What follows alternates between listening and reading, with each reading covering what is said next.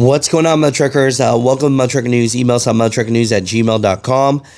For today's podcast show, definitely want to recommend a lot of the articles that this man right here writes. He has a podcast, and he recently was on Tucker Carlson, and he cares about the industry. So we're going to go into a lot of things, but the big one is, I want to get his understanding of how the government works and how these big trucking companies think and why they invest so much time and money into this self-driving semi-truck. And so I just want to welcome the voice of Gord to the show. Spending all these hundreds and billions of dollars. What is your real thoughts about this? Hopefully we both don't get canceled, right? No, at the end of the day, it's actually about them in the long run trying to save money. That's why anybody ever does anything. And the American trucking industry is worth roughly $800 billion market share.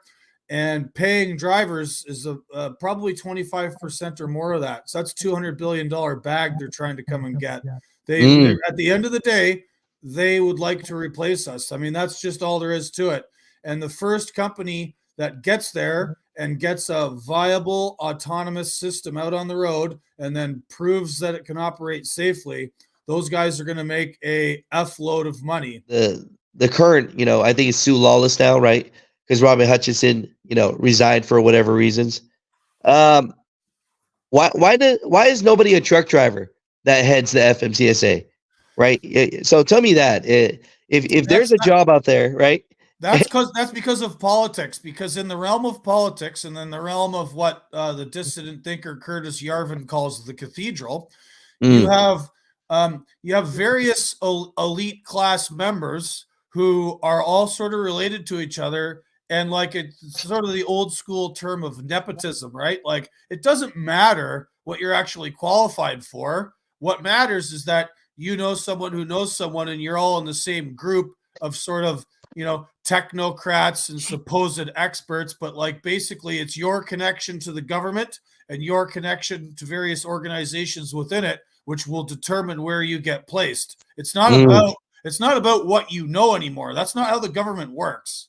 Like people need to understand the government doesn't work as you think it should. It works the way it wants to, and what it does is it rewards its friends in order to solidify power. It's not coming through my headphones for some reason. Hold on. Settings. Audio. Set it up. External headphones. Blue Snowball. Whoa. Come on, brother. It's a PG show. I said Blue Snowball. I don't know. I don't know what the hell you're talking about. I'm already recording, man. I don't even have a podcast. I don't even know what I'm doing. I just, I'm doing one of those things where I'm just having friends on and connecting with people and people that I think are great for the trucking industry. And the voice of Gord is like, I met you out at F3. We had a great conversation. Next thing you know, I see you on like Tucker Carlson and all this stuff. And I'll tell you what, regardless if you like that man or hate that man, it's one of those things where I'm proud as a friend to be able to say, you know what, I know that guy right there, and it was really cool to see. So I just want to really just give you some light and just let other people know what you're about and why you care about the trucking industry so much and where people could find some of your pieces of work. Wow.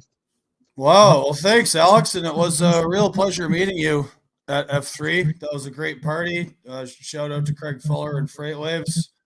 And all the other boys we were rolling with. Police Advisory Crew, Reed, Lost Freight Discord. G'day, everyone. Nice. Yeah, I love it.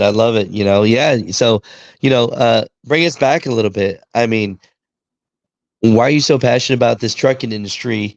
And why does everybody want you on their damn podcast? What's going on with that? So I guess the passion comes from being a third generation trucker. My grandpa drove truck, my dad, both my uncles. One of my uncles started one of Canada's first freight brokerages when that became a thing. and my family's just been in trucking, and it's served me really well. I've driven all across Canada, the US. I hauled logs in New Zealand, did some trucking in Australia. I worked hard, saved some money, and it allowed me to engage in a lot of travels. And I've been in the business my whole life, and I've watched how it's evolved in some good ways, and then maybe devolved in some bad other ways. And I think I have a particular perspective and sort of set of ideas and opinions I think might be able to help it out. So why not talk about it? Why not write about it? So here we are. And so I don't want to give you a shout out 30 minutes into this podcast, right? Let's give it right away. If people want to see some of your work, daily updates, I mean, where is that? I write typically at a Substack, autonomoustruckers.substack.com. I've also contributed to, Newsweek magazine, the American Conservative. I write for this other online magazine called Compact. I'm working on some essays for a DC think tank called American Compass about how we can fix the trucking industry and how to think about it a little bit differently. I'm on Twitter for now at Gord McGill. I'm also on LinkedIn. And you'll be able to see me at Mid-America Truck Show in Kentucky. Are you going to be there, Alex? Yeah, I'll be there. I'll have my Big Rig Cheese booth there, spending some time jumping around. I got a lot of friends and family kind of there, so I kind of jump around and show people support. So I'll be across the board hanging out. Nate Johnson said to him, and the strongest man in logistics is going to come and hang out with me. They said they want to be like my bodyguard security.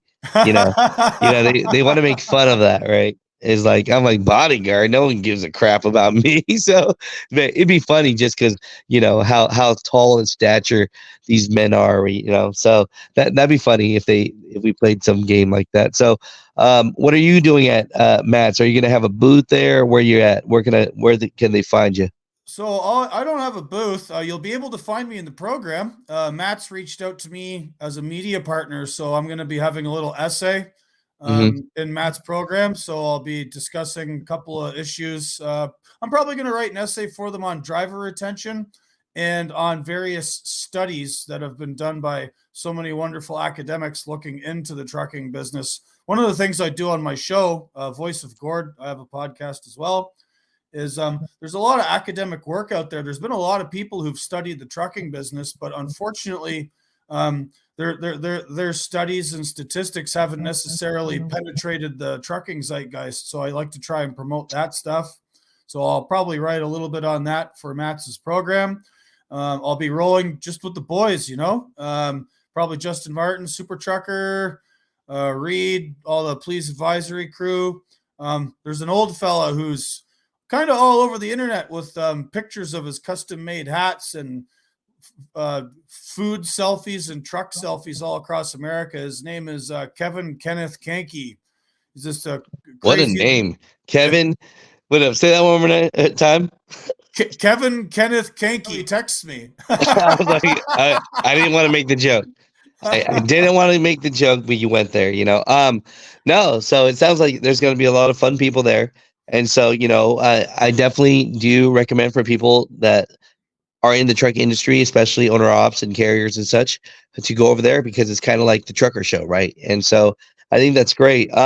No, send down links. I know it's going to take some time, but send out links to your podcast and all that so I can put them in the links down below when I post this on, all social medias, right? So, right. When's it going live?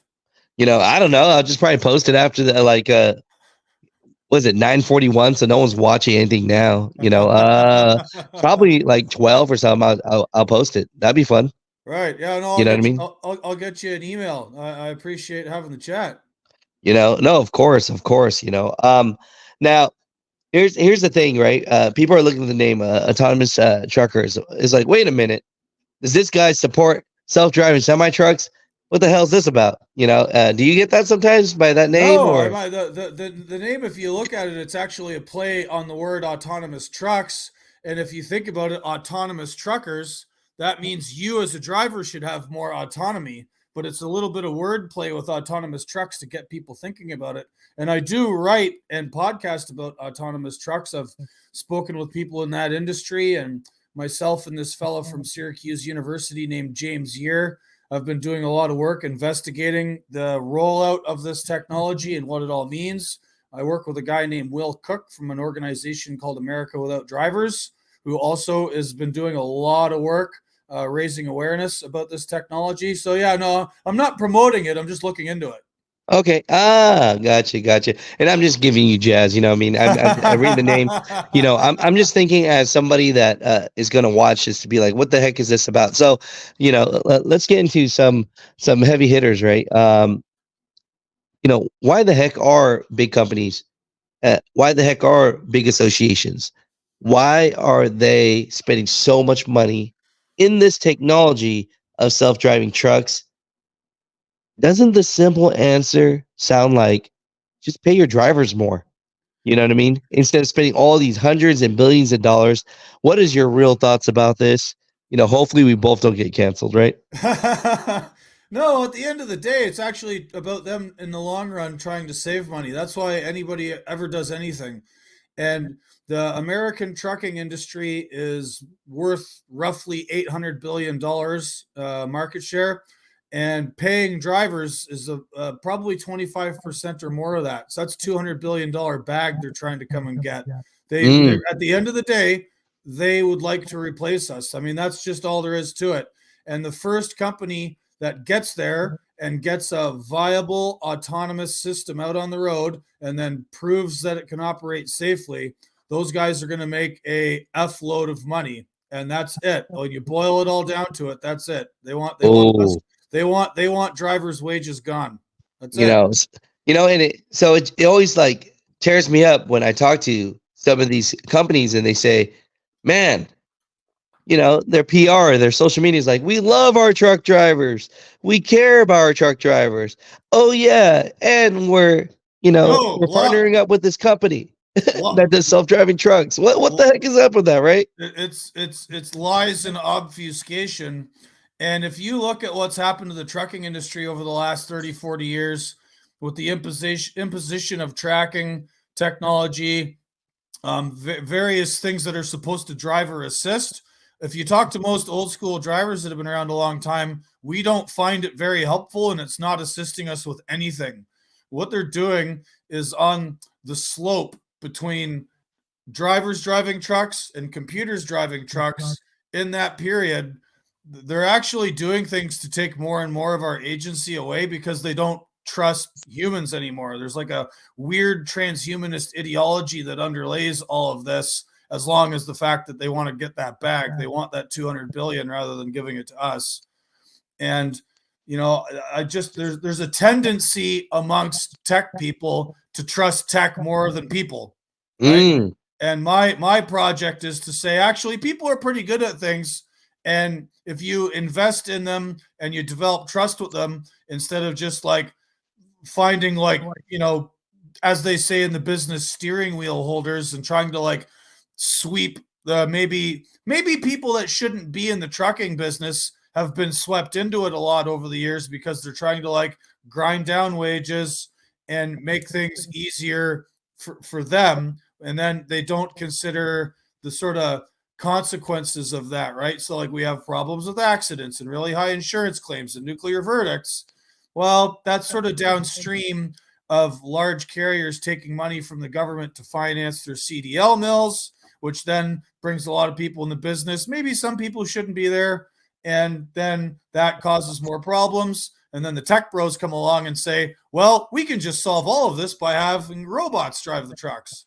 So there's this sort of long tendency of lack of trust in people and not wanting to invest in people, but rather wanting to invest in technology. I got it.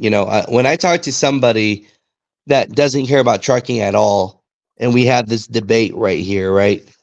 And they say something to me and they go, look, Alex, truck drivers might be gone because of this technology, but for the greater good of people, our food and everything we buy will go down because now they don't have to pay for these truck drivers. And my debate always is, and tell me what you think about this. I feel like it's going to be like HOA fees. You know how like HOA fees in community homes, once they start going up every year, they never go down.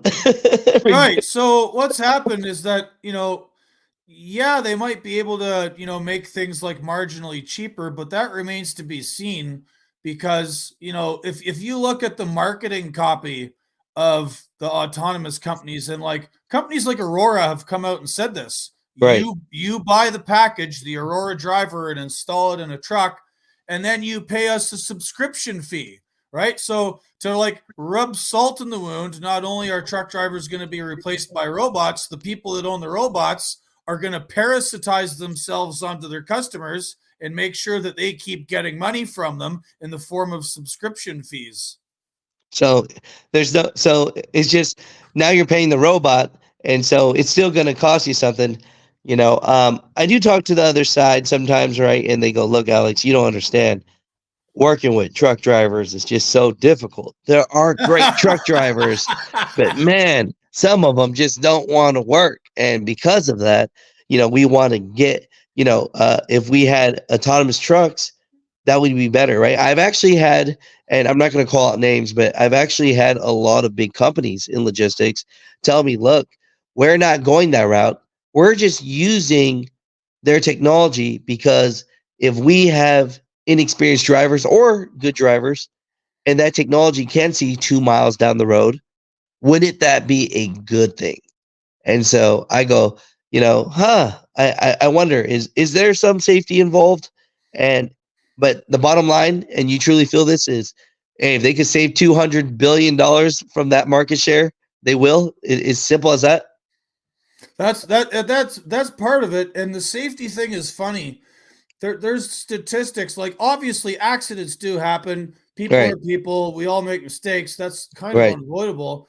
But like there was statistics from the National Highway Traffic Safety Administration that show Americans drive cumulatively something like 2.3 or 2.4 trillion miles a year.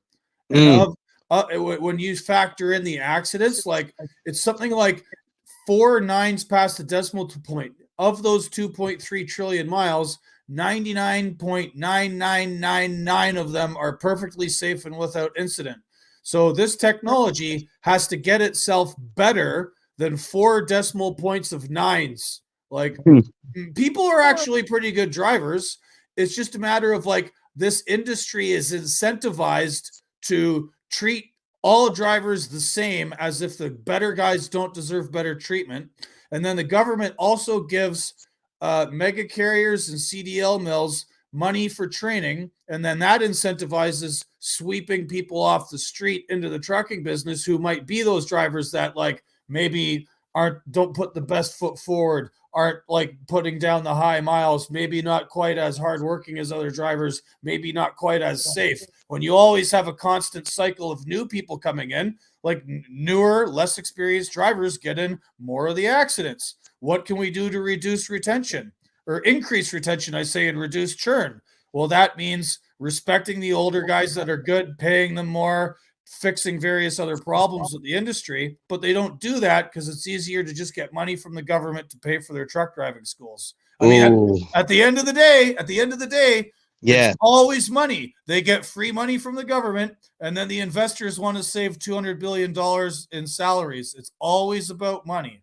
Let's talk about that a little bit. Why the hell in the FMCSA is the head of FMCSA and whoever the current, I think it's Sue Lawless now, right? Because Robin Hutchinson, resigned for whatever reasons. Why is nobody a truck driver that heads the FMCSA, right? So tell me that if there's a job out there, right? That's because of politics. Because in the realm of politics, and in the realm of what the dissident thinker Curtis Yarvin calls the cathedral, you have various elite class members who are all sort of related to each other. And like it's sort of the old school term of nepotism, right? Like it doesn't matter what you're actually qualified for. What matters is that you know someone who knows someone, and you're all in the same group of sort of, technocrats and supposed experts, but like basically it's your connection to the government and your connection to various organizations within it, which will determine where you get placed. It's not about what you know anymore. That's not how the government works. Like, people need to understand, the government doesn't work as you think it should. It works as the way it wants to, and what it does is it rewards its friends in order to solidify power. And there's a lot of us that feel that way because, you know, I say this all the time. Why are people spending hundreds of millions of dollars to go for a job that pays 400,000? Hey, nobody knows, right?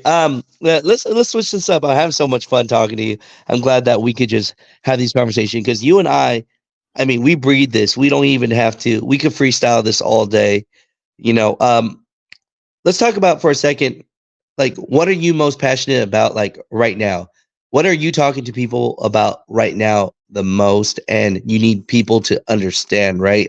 Because, we could talk about like some things, of course, speed limiters and all this, right? And broker transparency and just all these things that, truck drivers feel very strong about. And of course, the FMCSA does the exact opposite, right? It don't matter. Leave a public comment, right? 15,000 people comment.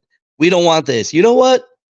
From these public comments, I think we're going to go with it. But so I'm just bringing up some things just to can kind of get your mind going a little bit. But right now, when you're talking to people about, like you were saying, the things that have kind of digressed in trucking, what's on your mind? What do you think people really need to know about in the trucking industry for all these truck drivers that will listen to this, so they get a little bit better understanding? Yeah, well, it's mostly much the same. People should be clear-eyed about sort of what we're up against, like in the sort of macro sense, what the industry is up against.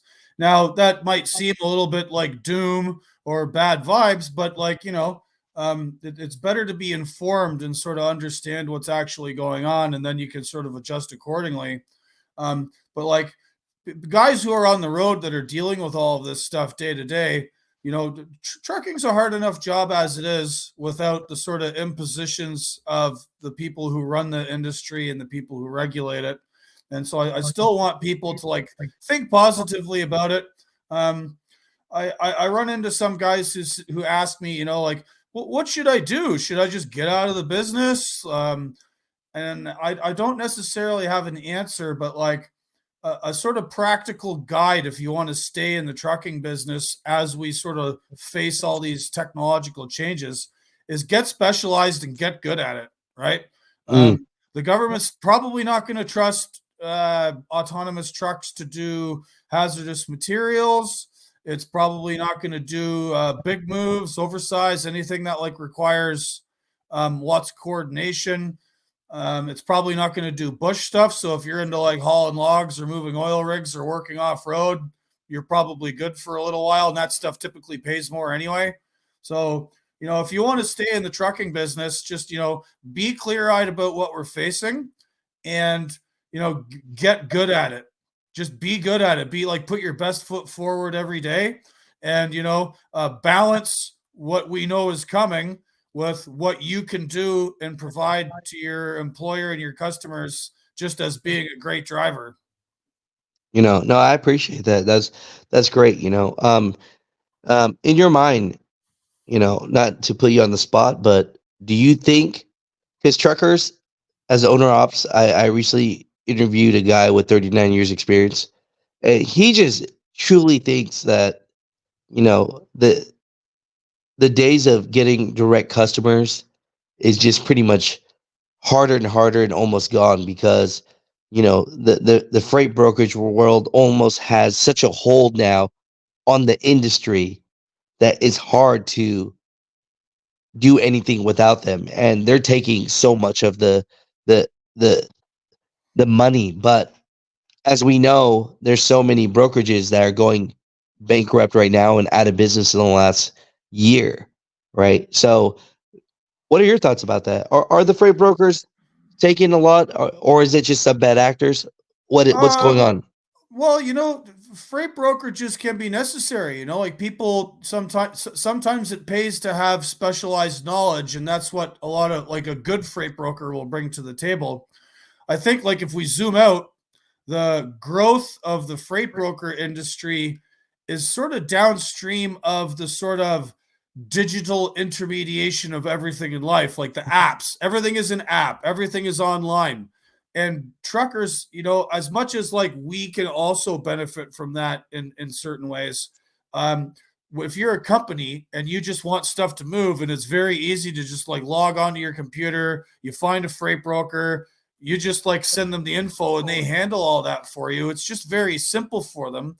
And as our society becomes more and more dependent on these digital intermediaries, those organizations which are good at that and thrive in being an intermediary are going to continue moving forward like that. And freight brokers are right in the middle of all that, right? So, I wouldn't say that it's impossible to develop a direct relationship. I mean, obviously, freight brokering is just like trucking. You're going to get some people in it that aren't very good at it and are going to wash out. And then the ones that are good will stick around. The ones that like produce value for the customers whom they're moving things and then produce value for the carriers whom they use, keep working with those guys. But, there are still opportunities around, I think, for direct service relationships. And, if you can find them, again, be the best, be on time, be communicative. Like a problem I see all across society, and this isn't just trucking. I mean, even with what I do, just like because I'm not on the road anymore, I got laid off, and I'm sort of doing a bunch of different hustles, and I'm trying to focus on writing and podcasting about the business. Is just answering emails. Just let people know what you're doing. Be organized. Be on top of it. You're very good at communicating and you're on the ball, which is helps gets you guests and makes the schedule for your podcast better. So like if you're a trucker, if you're an owner operator and you just communicate well, show up, always be on time, be on top of your game, getting that direct customer relationship with someone will be that much easier. And I see what you're getting at. If you're gonna go for the low hanging fruit of just signing on to a freight broker and then they handle everything for you, of course they're gonna take some of that money. But if you're gonna take that same time and energy and find that direct customer just like the broker did themselves, then hey, you're gonna gain a little bit more from that, right?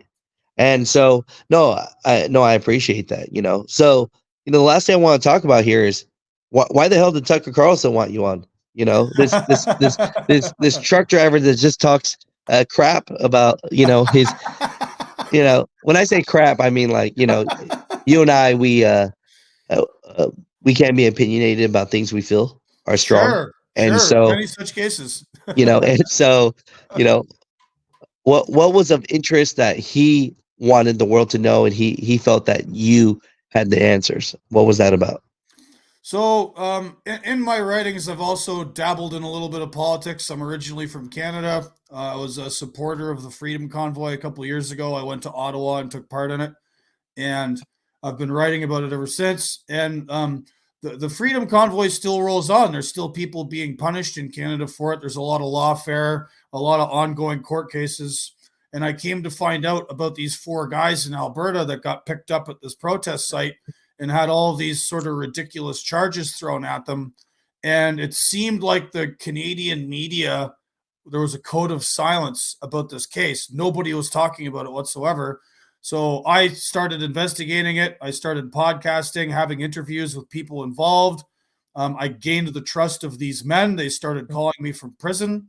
And I was writing about it in Newsweek. And Tucker Carlson went to Canada a couple of weeks ago, and him and his producers were doing some research on various issues going on in Canada. And because he was going to Alberta, and that's where these four guys were in prison, he saw my work in Newsweek. His producers asked me for more intel. And so I was sort of speaking with them back channel. And then eventually he just said, "Hey, why don't you come on my show? Let's talk about this before I go to Canada." And so he invited me on. We discussed that issue with the four guys. amongst other things going on in Canada. We had a nice half an hour long chat, and now I can say I'm 1 degree of separation from Vladimir Putin. Hey, yeah, I know. I watched that. I watched that episode. Right, it's a lot going on there. It's one of those things where, I was proud to see you on there, and I was proud to see you speak your mind. And then after that, a lot of things started to come out. Right, where like, wait a minute, the way that Emergency Act was, and the way that that wasn't legally done, and so. Yeah, no, that was quite. It was quite a week for Prime Minister Trudeau, and then just this past Tuesday, 2 of the 4 guys got let out of jail. Oh, finally. They dropped the conspiracy to murder charges against them, which means they were BS from the beginning, and Right. had them plead on like minor gun handling charges, and now they're free men. And the other 2, their pretrial hearings resume February 20th. So hopefully you get the other 2 out. And I'm not going to take credit for this, but some people have been like, hey, Tucker went to Alberta. He met the premier of the province and brought up the Coots 4 when the entire Canadian media would not say anything about them. And then 2 weeks later, 2 of them are out. So maybe there was some back channel pressure because of that. You're too humble, brother. You're too humble. You did something great, and you're a part of it. And you were the right person. You were definitely the right person to be on the show. So it's just one of those things, right? So, no, that's good, brother. Yeah. Anything you want to kind of end it off on? Because I was just kind of freestyling this. Just wanted you to be on the show so people kind of know who you are and read into your work, because I appreciate your work, and I appreciate you. You know what I mean? No, Alex, no, I appreciate the opportunity and thank you. And I love your show as well. If I have a message to my fellow truckers, or anybody watching this, just, as always, put your best foot forward, be the best version of yourself. Yeah, it's a hard slog out there in the trucking world, but it was very good to me, and it can be very good to you. And read up more on it. Go to my Substack and then look through my articles and read the work of academics who've studied the business, like Michael Belzer, who wrote like Sweatshops on Wheels, Karen Levy, Data Driven, Truckers, Technology, and the New Workplace Surveillance. There's a economist at the University of Minnesota named Stephen Burks. I'll be releasing an episode with him soon. Steve Viscelli, who wrote the book Big Rig, Trucking and the Decline of the American Dream. All of these people have studied the business intimately and have a lot. Their works have a lot of explanatory power for what's going on in the background. And they're actually fun reads. Like if you're into trucking and you've been in it for a long time and you love the business, they're actually really good books to read, and they'll be enjoyable for you. No, that's great. Make sure you link me all that stuff. All right, just link it all up so that they could just go to the description. Yep. And they can start checking all that stuff out. And no, I think this is great, man. So are you since you write so much, are you writing a book? Maybe next year. I'm in the middle of writing an essay series for this think tank in DC. And depending on how the essays are received, there's the option that they're going to help me get a book deal perhaps next year. That's awesome. Everybody keeps on telling me to write a book, but I can't write or read. So you sure know how to edit a video though, and you roll a good podcast out. Hey, all I do, what you said earlier, I totally agree with when you said, I just share information, and these days I kind of get labeled as the bad news bear guy that just I get that too. Does he ever say anything positive? And I said, I rather the truth, so you know what's coming at you. Yeah, 100%. Before I let you go, my prediction is that yard jockey that we saw, that I did a little video about, that I saw, probably is like the self-autonomous truck or a yard jockey. I think in the next 5-10 years, that's the first kind of job that could go away. But in general, I don't see self-driving trucks fully taking over jobs for another 40, 50 years. That's like my true thought. Like, yeah, there's going to be some companies that are doing it now and some making money, but to take over America, the pinky and the brain type stuff, I don't see that going for 40, 50 years. What's your true thought? Because remember, it's a money play, so they're gonna push it through as fast as they can, right? My thought is they're going after the middle mile. They're going to be doing the line haul, pin to pin stuff, and that's what they're going to come for first.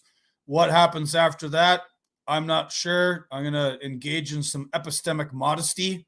I really have no idea, but yes, it seems the way it's being developed, the way it's being rolled out, and from what the autonomous truck manufacturers and system people are saying themselves, they're going after the line haul, pin to pin, interstate only first. Gotcha. No, I appreciate that.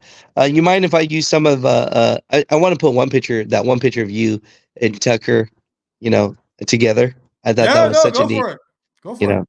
know, I just hey, people, if you're, I don't even have a listening podcast. What's a podcast anyways? Is that when it's only audio and not video? Yeah, that's what I do. Yep. So okay, I don't even think I got a podcast, and I don't even know how to podcast. I gotta watch the professionals like yourselves, man. You know, I think I'm just videoing.